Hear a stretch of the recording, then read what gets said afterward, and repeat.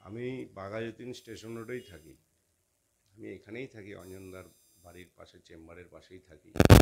আমি জীবনে সবচেয়ে বড় উপকার পেয়েছি যেদিন আমাকে বলেছে আমার একটা কাজ হওয়ার কথা, ঠিক সেই দিনই হয়েছে। আমি ভাবতে পারিনি যে বিকেলবেলা ওইভাবে খবরটা আসবে। সকালবেলা অঞ্জনদার সাথে কথা বলে গেছি, আমাকে বলে যে হয়ে যাবে, বিকেলবেলায় সেই খবরটা এসছে।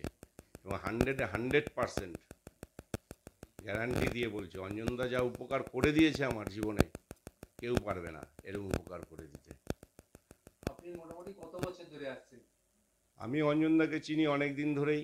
আমি আসছি তাও অনেক দিন ধরে, অনেক উপকারে এসছি, বছর 2-3 উপরে। ধরুন যখনই যা উপকারের জন্য আমি এসছি, আমাকে কখনো ফিরিয়ে দেয়নি অঞ্জনদা, যে না হবে না, পারবো না, কিন্তু বলেছে এই দিন এই সময়